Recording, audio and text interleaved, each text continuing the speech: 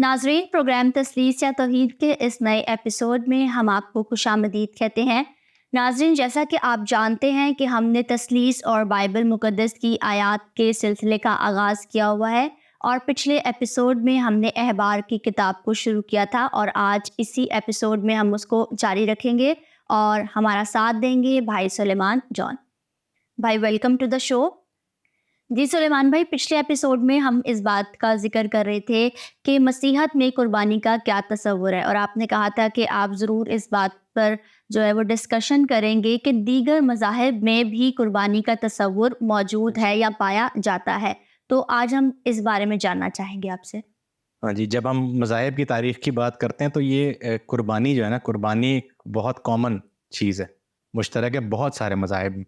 मेरे हिसाब से तो तमाम जो बड़े मज़ाहिब हैं, शायद बुद्धिस्ट जो मज़हब है उसमें नहीं है, लेकिन हिंदुइज़्म हो, पारसी मज़हब हो, इस्लाम, यहूदियत, उन सब में कुर्बानी का तस्वुर पाया जाता है और मसीहियत के अंदर भी हम खुदावंद यीशु मसीह की कुर्बानी को पेश करते हैं, ठीक है। लेकिन जब हम तारीख़ में पढ़ते हैं ना, तो तारीख़ वैसे तो हतमी कोई भी बात करना मुश्किल होती है तारीख़ के हवाले से, सारी बातें जो होती हैं वो टेंटेटिव ही होती हैं। लेकिन जो फ़्लो है ना वो यही है कि इंसानों की कुर्बानी से जानवरों की कुर्बानी तक बात कही है।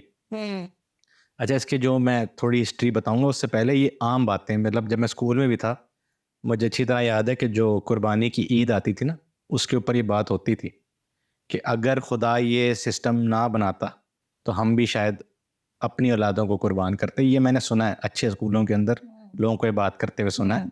तो ये आज भी ये तसव्वुर राइज है कि अगर इब्राहिम को खुदा ने एक बर्रा दिया इसहाक की जगह या इस्माइल की जगह, जिसकी भी जगह, कुर्बान करने के लिए, अगर वो ऐसा ना करता तो वो बेटा उसका कुर्बान हो जाता। तो हमारे जहन में भी कहीं ना कहीं ये बात है कि एनिमल सेक्रीफाइस बाद में, पहले ह्यूमन सेक्रीफाइस ही होती थी। ग्रीक मैथोलॉजी जब आप पढ़ते हैं उसके अंदर भी यही है कि वो भी कुर्बानियाँ करते हैं और उसके पीछे भी तसव्वुर ये होता है कि वो अपने किसी इंसान को, किसी लड़की को या अपने किसी औलाद को कुर्बान करने की बजाय तो उसको मज़बा तक लाते हैं अलामती तौर पर, फिर ऐन मौके पर उसकी जगह जानवर को ले आते हैं कि वो उसकी जगह कुर्बान हो रहा है, तो कुर्बान वही हो रहा है, कहने का मकसद यही है।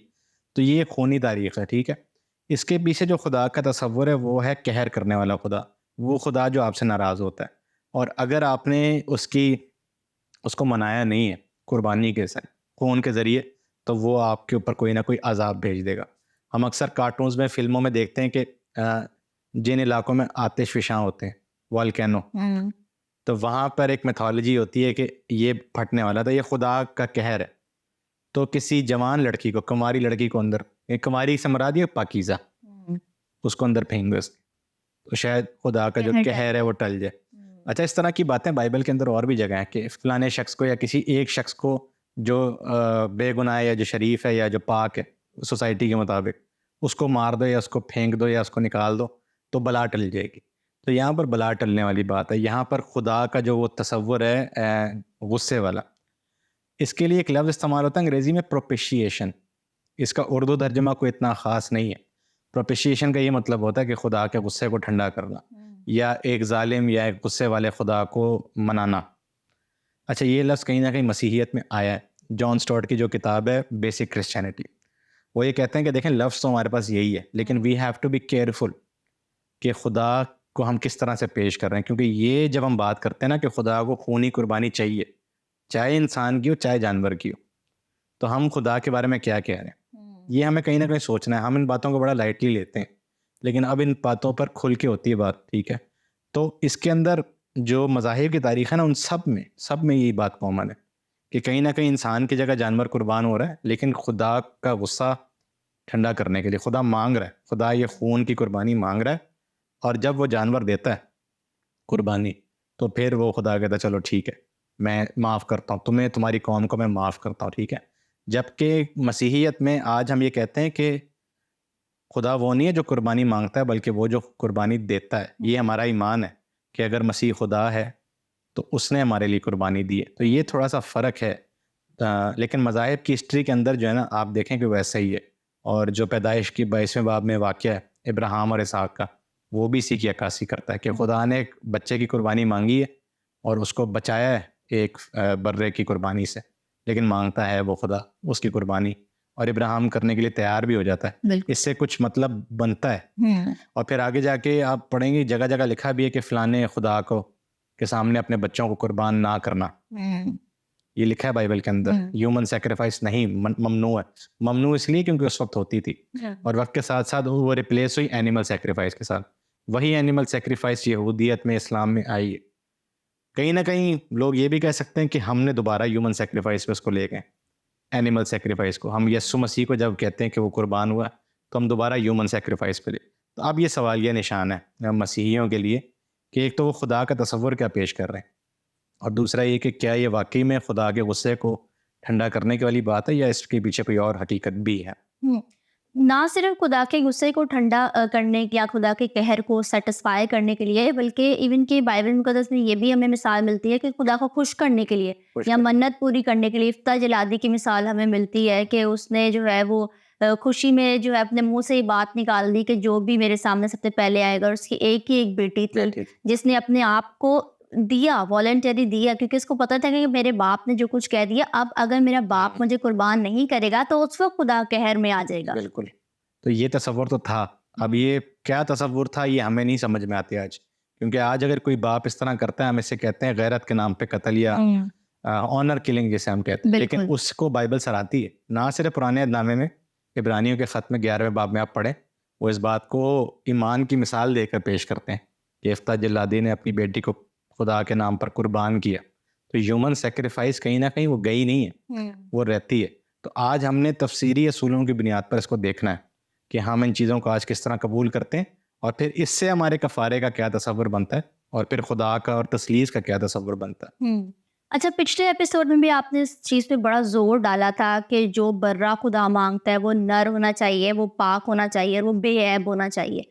अब इसका तसव्वुर क्या है? क्या इसलिए क्योंकि उस वक्त यहूदियत में भी शायद औरत को कुछ समझा नहीं जाता था, तो इसलिए जानवर की कुर्बानी भी नर बर्रे की मानी, या मैन डोमिनेटेड सोसाइटी थी, या कोई और ख़ास रीज़न था जिसकी बिना पर खुदा ने ये जो है वो हुक्म जारी किया कि सिर्फ बर्रा नर होना चाहिए?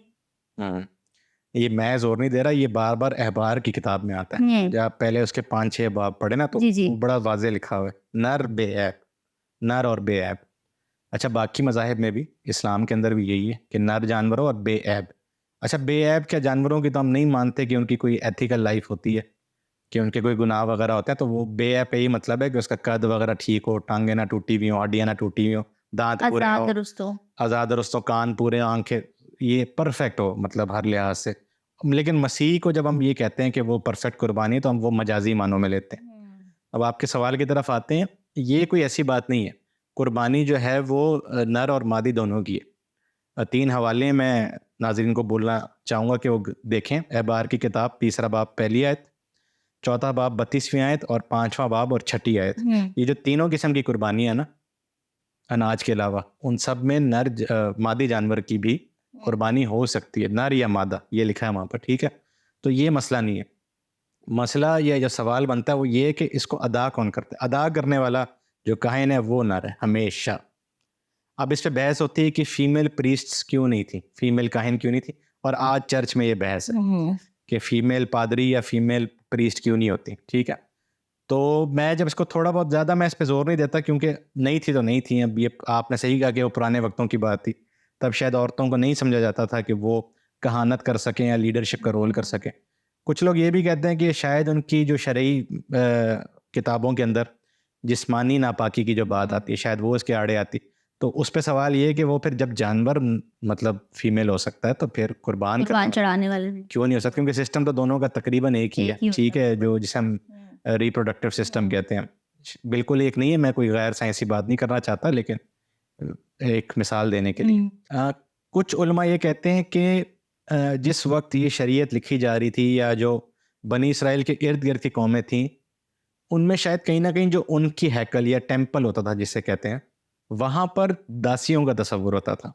यानी उनकी इबादत के अंदर या उनके मंदिरों के अंदर, उनके टेम्पल्स के अंदर कहीं ना कहीं ये जो जिस्मानी मिलाप होता है ना, ये भी एक तरह से एक इबादत का हिस्सा होता था, मज़हब का हिस्सा। जो दासी मैंने एक वर्ड आपके सामने यूज़ किया है, ये हमारे कल्चर में होता रहा है। और हिंदुस्तान में से फिल्में भी बनी इसी कॉन्सेप्ट के ऊपर कि दासी जो है वो अपने आप को खुदा के हवाले, बेसिकली वो खुदा से ज़्यादा वो पुजारी के हवाले कर देती है अपने आप को, ठीक है।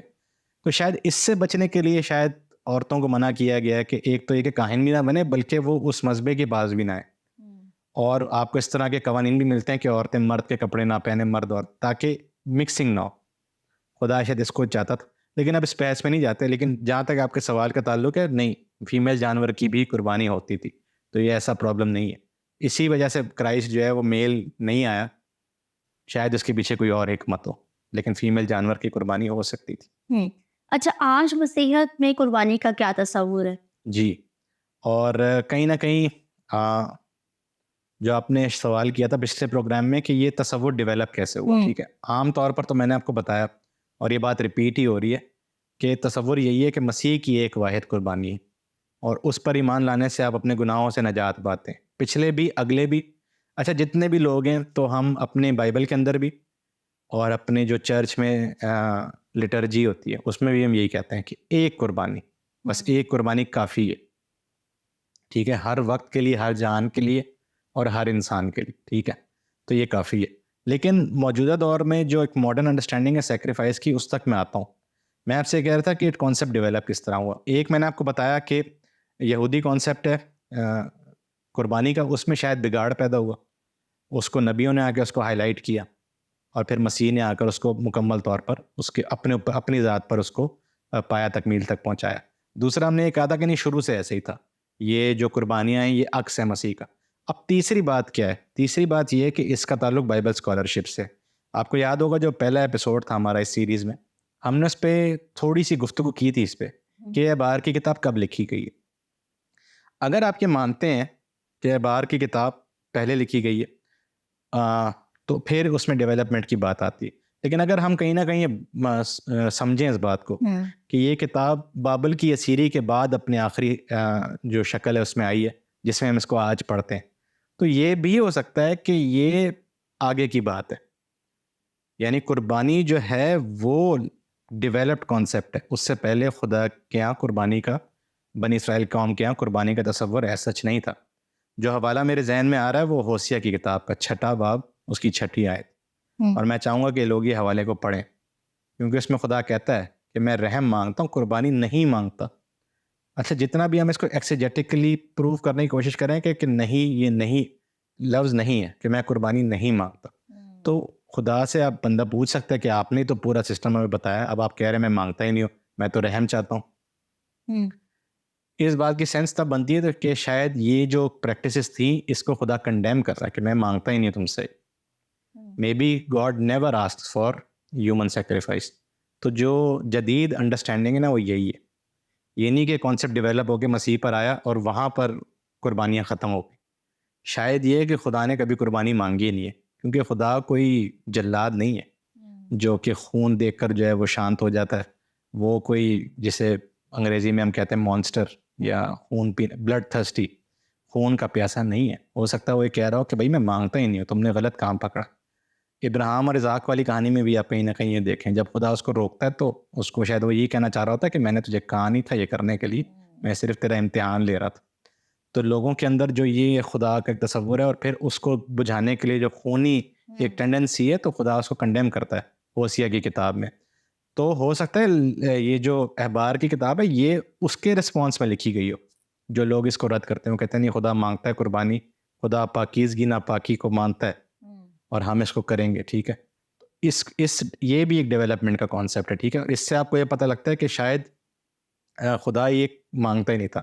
अब हम अपनी नए नामे की जो तालीम है उसके अंदर हम ये मानते हैं, आज सारे उलमा, बहुत कम है जो नहीं मानते, कि जो मरकज़ की इंजील है ये सबसे पहले लिखी गई है, ठीक है। इसके अंदर मसीह के लहू बहाने का कोई तस्वुर नहीं है, ठीक है। वहाँ पर सिर्फ़ और सिर्फ फ़िदिये का तस्वुर है कि अपने आदम खिदमत करने आया और अपनी जान बतेरों के लिए फ़िदिया में देने आया, ठीक है। हम उसको कफ़ारा पढ़ रहे हैं, वो है वो फ़िदिया। तो वहाँ तक आप देखें, मरकज़ की इंजील तक कोई मसीहियत में तस्वुर नहीं है। और मैंने आपको ये भी बताया कि पहले 1100 साल तक इस पर उलमा मुत्तफ़िक नहीं थे कि ये क्या है, क्या खुदा खून मांग रहा है और किस तरह से मसीह ने कुर्बानी दी है। और फिर मैं आपको आगे आपको ये भी बताऊंगा कि इस पर भी बहस थी कि कुर्बानी दी किसको है मसीह ने, ठीक है। लेकिन अगर हम दोबारा अपने टॉपिक पर आएँ तो मसीहियत में क्या तसव्वुर है, उसमें मैंने आपको बताया कि आज पार्टिसिपेशन की तरफ बात जाती है कि सिर्फ ये नहीं कि आप मसीह पर ईमान ले आएं कि उसने जान दी है और हमारी जान छूट गई है। सब्स्टिट्यूशन में कहीं ना कहीं ये मनफी पहलू आता है कि हम छूट गए हैं। अच्छा, ये हम बोलते भी हैं कभी कभी ना चाहते हुए कि हमारी जान छूट गई है। आपकी जान नहीं छूटी, मसीह ने एक बड़ा काम किया है तो आपने उसकी पैरवी करते हुए छोटे लेवल पर वो काम करना है। उसमें शहादत की बात भी आ सकती है कि अगर मिसाल के तौर पर जो लोग मसीह के लिए जान देते हैं, हमारे माशरे में ऐसे बहुत लोग हैं जिन्होंने चर्च के लिए, मसीहत के लिए जान दी है, खून बहाया, ठीक है। तो ये उसके एक अक्स है। फिर सेक्रीफाइस, छोटी छोटी चीज़ों में सेक्रीफाइस करना, तो ये है पार्टिसिपेशन। उससे भी आगे आज जो सेक्रीफाइस का तस्वुर है ना, वो ये है कि खुद सेक्रीफाइस करो अपने आप को। रोमियो के ख़त में 12वें बाब की पहली आयत, ठीक है, पहली आयत कि अपने आप को कुर्बानी के तौर पर पेश करो रोज़, यही तुम्हारी माकूल इबादत है, अपने आप को। अच्छा, तो आप देखें तस्वुर ख़त्म हो रहा है। बाप बेटे और बीवी की कुर्बानी ना दे, काहिन जानवर की कुर्बानी ना दे, और मसीही कौम सिर्फ मसीह की कुर्बानी दे के छूटे नहीं, कुर्बानी देनी तो अपनी दो। और आज तस्वुर ये है कि जो आपको, मैं एक लफ्ज़ इस्तेमाल करना चाह रहा हूँ स्लैंग, कोई अगर आपको लेक्चर दे रहा हो या भाषण दे रहा हो, आप बोले अब ये खुद करके दिखाओ ज़रा हमें। और ये हमारे माशरे में एक चीज़ होती है जिसमें लोग सियासी तौर पर, मजहबी तौर पर लड़ने के लिए उतर आते हैं। इसमें खुद कुछ बम्बार भी होते हैं। जो लोग इनको तैयार करते हैं ना, ये उनके लिए पैगाम है कि मसीहियत इंजील में सिखा रही अपनी कुर्बानी दो। ये हमें खुदा ने करके दिखाया है मसीह की ज़ात में कि अगर वो कहता है कि भाई देखें, खून बहाने से या गुनाह के लिए मौत चाहिए होती है तो उसने खुद दे दी जान। अब वो हमसे भी कह रहा है कि हम भी अपनी कुर्बानी दें। माँ बाप बच्चों की कुर्बानी ना दें, शौहर बीवियों की कुर्बानियाँ ना दें, लीडर्स अपने मानने वालों की कुर्बानियाँ ना दें, अपनी कुर्बानी पहले दो आप, ठीक है, जो कि नहीं हो रहा। तो ये है मॉडर्न अंडरस्टैंडिंग ऑफ सेक्रीफाइस। इसकी एक दूसरी इबादत के अंदर भी अंडरस्टैंडिंग आती है जिसे हम होली कम्युनियन या पाक-ए-शा कहते हैं। उसमें भी मसीही तौर पर हम कुर्बानी को सेलिब्रेट करते हैं, वो एक अलग मौजू है। लेकिन जो हतमी तौर पर मैं आपको बात बताना चाह रहा हूँ जदीद दौर में, वो यही है, अपनी कुर्बानी। तो अब ट्रेंड भी, अच्छा लोग अब ये बोल भी देते हैं कि भाई पहले आप, अगर आप कुर्बानी हमसे मांग रहे, पहले आप करके दिखाएं। और इसमें सारे हमारे 90% लीडर फेल हो जाते हैं, और कहीं ना कहीं हमारे वालदैन और घर में भी इस तरह फेल, पादरी साहिबान, मजहबी लीडर्स भी फेल होते हैं कि हम लोगों को तो पंप करते हैं। तो मसीह ने अगर अपने शागिर्दों से कहा कि अपनी सलीब उठाओ, तो पहले उसने खुद उठाई। ये मॉडल है, अपनी कुर्बानी दो। तो मसीहियत वो है जिसमें खुदा खुद कुर्बानी देता है, और फिर वो अपने मानने वालों से कहता है कि तुम भी कुर्बानी दो इस दुनिया की भलाई के लिए। ये मॉडल है नया, किसी पे छोड़ देना नहीं। तो मतलब अपनी कुर्बानी से क्या मुराद है? क्या मतलब खुदा चाहता है हमसे कि हम सब कुछ छोड़कर अपने आप को खुदा के लिए वक़्फ़ कर दें, या उस सारा टाइम उसी के लिए निकाल लें? मतलब किस तरह की कुर्बानी खुदा? ये जो मैंने आपको हवाला दिया रोमियो वाला, जिसमें वो लिखा है कि ये तुम्हारी माकबूल इबादत है, अपने आप को कुर्बानी के तौर पर पेश करो। तो आगे चाल चलन की बात है कि आपका किरदार ऐसा होना चाहिए जिससे ये आपकी कुर्बानी है, ठीक है। और आम तौर पर इसको सेक्रीफाइस को ले, देखें ये जो मैंने ये बात की है, इसको इस बात से मिला है कि खुदा खून का प्यासा नहीं है। तो अगर खुदा खून का प्यासा नहीं है तो आज वो आपसे सुसाइड बॉम्बिंग नहीं मांग रहा, वो आपसे जलाओ घिराओ नहीं मांग रहा, जो आपके सियासी और मजहबी लीडर आज मांग रहे हैं। और ये मैं नाज़रीन से कहूँगा कि उनकी बातों को नज़रअंदाज करें, क्योंकि खुदा नहीं मांग रहा आपसे, ठीक है। खुदा तो खुद देने के लिए तैयार हो जाता है मसीहियत के अंदर, ठीक है, कि मैं अपनी जान देता हूँ अगर इससे कुछ बनता है तो, ठीक है।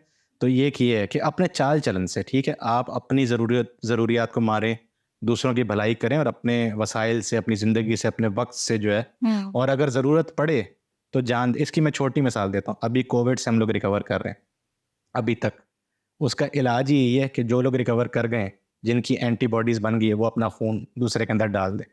ये एक मिसाल है कि खून से निजात, एक बंदे के खून से दूसरा कैसे बच सकता है, बग़ैर कत्ल, बग़ैर कुर्बानी, बग़ैर जज्बाती पुना डाले हुए उसमें। दो लोग बैठे वो कर दें। और देखें उसके अंदर भी यही है, मैंने बहुत सारे लोगों के मैसेजेस देखे हैं हमारे मुल्क के अंदर ही, वो कहते हैं हम पैसे नहीं लेंगे, लेकिन आपने भी आगे अतिया करना है। तो इस तरह करते करते करते करते बहुत सारे लोगों की हेल्प हुई है। तो ये एक मिसाल है, और ये मसीहियों ने नहीं किया, ये दूसरों ने किया, ठीक है। तो ये हमने भी देखना है कि हम इसको कैसे कर सकते हैं। अच्छा, जब हम कफ़ारे की बात करते हैं तो तस्लीस के तीनों अकानीम में से ज़्यादा हम यीशु मसीह की बात जी करते हैं कि यीशु मसीह कुर्बान हुए, उन्होंने जो है वो खून बहाया, ये किया। कितनी देर से जो हम गुफ्तगू कर रहे हैं उसमें भी ज़्यादातर हमने किसके ज़िक्र किया है? मसीह खुदावन का यीशु मसीह का ज़िक्र बिल्कुल किया है। तो इस कफ़ारे के सारे सिस्टम में खुदा बाप और खुदा रूह का क्या रोल है? ये बहुत बुनियादी सवाल है और थैंक यू आपने किया है, क्योंकि आप देखें फिर वो घूम फिर के बात उधर ही आ जाती है। अगर मैं ये कह रहा हूँ कि खुदा खुद कुर्बानी देता है हाँ। और अगर खुदा तसलीस है तो बाप का रोल कुछ का इसमें रोल क्या है? ठीक है, तो ये अच्छा सवाल है और इस पे गौर करने की ज़रूरत है लोगों को, क्योंकि इसमें भी हम कहीं ना कहीं जैसे हम अपनी जान छुड़ा रहे हैं ना कि मसीह ने हमारे लिए जान दे दी तो हम बच गए, तो आप बाप और रूल कुछ को कहाँ देखते हैं इसके अंदर, इस पूरे वाक्य के अंदर? ठीक है, तो उसमें भी दो चार बातें हैं जो मैं करना चाहूँगा जल्दी जल्दी से, ताकि हमारा वक्त भी बचे। देखें, पहली बात ये है कि मसीह को कहा गया खुदा का बर्रा, और ये हमें डॉक्टर परवेज सुल्तान ने भी सिखाया था कि उनकी किताब में भी है कि अगर वो खुदा का बर्रा है तो हम जब एक चरवाहे को, एक गडरिए का दिमाग में बात लाते हैं तो वो अकेला नहीं छोड़ता अपने जानवरों को, वो उनके साथ जाता है। बिल्कुल। तो अगर वो खुदा का बर्रा है तो खुदा बाप उसके साथ गया है सलीब तक, क्योंकि हम ये मानते नहीं है कि खुदा बाप ने भी सलीब पर जान दी है, तो हम चले वहाँ तक उसको अलग कर देते हैं, लेकिन ये कहना कि वो उधर मौजूद नहीं था, ये बात गलत है। ठीक है, तो तसलीस के तीनों कानून जो थे वो बराबर के शरीक हैं इस काम में भी। इसके लिए कुछ मुश्किल मुश्किल वर्ड हैं मसीही इलाहियात के, वो इस्तेमाल होते हैं। एक है पेरीखोरेसिस। पेरीखोरेसिस का मतलब ये होता है कि आपस का जो ताल्लुक है तसलीस के तीनों अकानीम का, वो एक दूसरे के बगैर कुछ भी नहीं है। ठीक है, एक तो ये है, वो जुदा नहीं हो सकते एक दूसरे से, वो एक दूसरे के साथ चलते हैं। फिर एक वर्ड है पैट्रीपेसिनियनिज्म। उसका मतलब ये होता है कि खुदा बाप जो है या खुदा जो है वो, जैसे आपने इम्पॉसिबल हमें बताया था एक दफ़ा कि उसकी ज़ात में कोई दुख तकलीफ़ नहीं है, तो क्या फिर खुदा बाप ने भी मसीह के साथ दुख उठाए या नहीं उठाए? ठीक है, तो ये कुछ वर्ड्स आते हैं हमारे, इनको हमें बड़ा गौर से देखना पड़ता है। लेकिन सोचने की बात ये, जैसे खुदा के बर्रे वाली मिसाल ले लें, अगर बर्रा है खुदा का तो खुदा उसके साथ जाएगा जहाँ पर बर्रा जाएगा, चाहे वो मौत की तरफ क्यों नहीं जाता। और अगर वो हम ज़बूर 23 वाली भी बात भी सीखें तो वो कहता है जब मौत के साए की वादी से भी जब मैं गुजरता हूँ तो खुदा मेरे साथ होता है। ठीक है, तो अगर मसीह वो बर्रा है तो खुदा उसी के साथ ही था उस मौत के अंदर भी। अच्छा, इसमें एक और दिलचस्प बात ये भी है, मैंने आपको बताया कि इब्तदाई दौर में, मसीहत की इब्तदाई दौर में इस पर बहस होती थी। अब मसीह ने कुर्बानी दी तो है, अहबार की किताब में ये है कि कुर्बानी जब वो देता है मज़बा पर, तो उसकी जो उसको फिर जब जलाते हैं, सोख्तनी कुर्बानी जिसे कहते हैं, तो वो खुशबू खुदावन तक जाती है, खुदा तक, तो खुदा उसे कबूल करता है। अब इस पे बहस थी कि मसीह ने किसको कुर्बानी दी है। तो मैं आपको बताऊं, ये बड़ी दिलचस्प बात है कि पहले 1000 साल तक हमारे उलमा ये मानते रहे कि ये कुर्बानी इबलीस को दी गई है। ये चढ़ावा इबलीस को चढ़ाया गया जिसने इंसानियत को अपने काबू में किया हुआ, तो मसीह के खून ने हमें उससे छुड़ाया। सेंट एंसेलम जो हैं, उन्होंने सबसे पहली दफ़ा आकर ये बोला कि ये तसव्वुर ही गलत है भाई, इबलीस नहीं हमें पकड़ सकता, बिल्कुल। ये खुदा ही है जो पाक है, वो इंसानों को मुजरिम ठहराता है उनके गुनाहों की वजह से। ये कुर्बानी मसीह ने खुदा बाप को ही चढ़ाई है, यानी बेसिकली खुदा ने कुर्बानी दी है और दी अपना तकाजा पूरा करने के लिए। तो यहाँ से भी आप एक तसलीस का रोल देखते हैं कि एक फ़र्द जो है वो, एक कानून जो है वो कुर्बानी चढ़ाता है और दूसरा उसे कबूल करता है और फिर उसको, उसकी जो बरक़ात हैं या जो से फ़ज़ल जारी होता है उसको फिर ईमानदारों तक भेजते हैं। और आखिरी बात मैं इसमें ये करना चाहूँगा तसलीस के हवाले से, कि आपको कहीं ना कहीं ये लैंग्वेज मिलती है ट्रिनिटेरियन अहबार की किताब में से। मिसाल के तौर पर आप बार बार देखें कि वो होता है कि गले में से एक जानवर ले आना, वो ये नहीं कहते बस एक जानवर ला के उसको कुर्बान कर लेना, उसमें से हम ये लैंग्वेज जो है ना, ये हम इस्तेमाल करते हैं मसीह के लिए कि वो बाप से आया है। ठीक है, अच्छा, ये आम एक इब्रानी असलूब है, इसमें ज़्यादा कोई इसके पीछे कोई थियोलॉजिकल माने नहीं होते, ये सब इंसान खुदा की तरफ से आते हैं, हम भी यही कहते हैं। लेकिन मसीह के लिए हम ख़ास तौर पर ये बोलते हैं कि वो खुदा से आया, बल्कि खुदा में से आया, वो उसका कलमा है, वो उसका बेटा है, में से निकला। तो ये जो लैंग्वेज बार बार इस्तेमाल हो रही है ना, ये गले में से एक बर्रा लाओ या उसे हाजिर करो, ये लैंग्वेज भी ट्रिनिटेरियन है। ठीक है, उसमें फिर बर्रा जो है वो नर है, वो जैसे आपने कहा वो यीशु मसीह को ही जाहिर करता है। और आप ये भी देखें कि सिर्फ यहाँ पर बर्रों की कुर्बानी नहीं होती थी, फाख्तों की कुर्बानी परिंदों की भी होती थी। और जो परिंदा होता है ना वो रूल कुछ की अलामत है, ठीक है। तो ये कहीं ना कहीं आपको ये ट्रिनिटेरियन झलक Aspect मिलती मिल है, एस्पेक्ट आपको मिलता है अहबार की किताब के अंदर भी, जो बस बतौर हमें एक शरई किताब लगती है, लेकिन उसके अंदर भी हमें ट्रिनिटेरियन एस्पेक्ट मिलता है, और वो पूरा एस्पेक्ट जो है वो इंजील मुकद्दस में पूरा होता है। अच्छा, कुर्बानी के हवाले से मैं एक आखिरी बात करता चलूँ जो लोग मिस कर जाते हैं। एक तो ये है ना कि ये मैंने आपको बताया, खून जो है वो खून से गुनाह की माफ़ी हुई, खून देखा खुदा ने और कहा चलो गुनाह माफ़ हुआ, ये बगैर जान खून बहाए माफ। ठीक है। लेकिन वहाँ पर एक और चीज़ भी है, वहाँ पर ये भी होता है, बार बार लिखा है कि जब आप सूखनी कुर्बानी जलाते हैं तो खुशबू खुदा तक पहुँचती है और खुदा उसे कबूल करता है, ठीक है। लेकिन वो खाना होता है वो लावियों ने, खुदा ने उसको खाना नहीं होता। इसी तरह अनाज की जो मै की कुर्बानी है जो लोग लाते हैं वो खुदा तक आती है, काहिन उसको ब्लेस करता है, तो या काहिन या वही फैमिली उसको दोबारा खाती। तो सेक्रीफाइस हुआ है जो आप खुदा तक लाते हैं, खुदा से बरकत डालता है और फिर वो वापस आपको बेचता है। तो ये है पाक का असली तस्वुर, ठीक है, कि एक कुर्बानी हम खुदा तक लाते हैं, उसको वो बरकत देता है और वो फिर हम में तकसीम करता है, ठीक है। डिस्ट्रीब्यूटर। तो एक तरह से अगर मसीह का बदन हम खा रहे हैं, किसी जानवर का नहीं और अपना नहीं, तो हम खुदा को अपने अंदर रिसीव कर रहे हैं रोटी और मैं की सूरत में। तो वो कुर्बानी हमारी तरफ से जाती है, लेकिन खुदा से कबूल करता है और वो उसमें शरीक होके वापस वो हम तक भेजता है। और इसलिए कुछ चर्चेज इसको इसी तरह लेते हैं, जैसे मैंने कैथलिक चर्च का बताया, और बहुत सारे जो नए चर्चेज हैं वो फिर कहते हैं कि नहीं, अब ये सिर्फ रोटी मैं की बात नहीं है, वो फिर पूरा एक खाना रखते हैं शुक्रगुजारी की, या जिसे लव फीस्ट कहते हैं, तो वो करते हैं। और उसमें भी तसव्वुर यही होता है कि ये शुक्रगुजारी की तरह कुर्बानी हमारी गई है आसमान तक, और खुदा ने इसे बरकत दे के वापस हमारे पास भेजा है, ठीक है, और हम एक दूसरे के साथ इसमें शरीक होंगे। तो ये कुर्बानी का तसव्वुर ये भी है। ये सारे वो तसव्वुर हैं जिसमें खुदा के कहर का कोई ताल्लुक नहीं है। खुदा हमारा खून नहीं मांगता, हमारी जानें नहीं मांगता, और ये बहुत एक समझें कि इसके अंदर आपकी अपनी सेक्रीफाइस, शुक्रगुजारी और हलीमी का सबक हमें मिलता है। बिल्कुल, और खुदा के कफ़ारे की भी यही अहमियत है, यही खुदा चाहता है कि हम उसको समझें और आपस में भी शरीक होकर उस बरकत को एक दूसरे के साथ शेयर करें जो खुदा ने हमारे लिए बिल्कुल। रखी है। तो थैंक यू वेरी मच आपकी तमाम तर आज की डिस्कशन के लिए और इन खूबसूरत बातों के लिए जो हम सबों के लिए बाइस बरकत बनी है। थैंक यू जी। नाज़रीन, आज हमने अहबार की किताब से कफ़ारे और तसलीस के ताल्लुक़ को बयान करने की कोशिश की है। उम्मीद करते हैं कि आज की एपिसोड आपके लिए बाइस बरकत साबित हुई होगी। हमें और हमारी टीम को ज़रूर अपनी दुआओं में याद रखिएगा। बहुत शुक्रिया।